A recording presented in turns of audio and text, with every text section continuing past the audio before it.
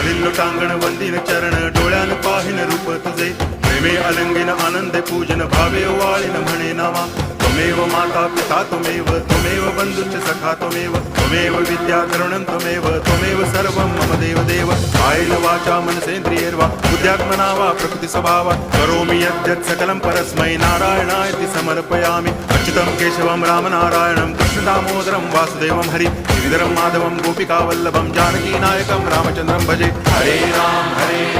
Ram Ram Hare Hare Hare Krishna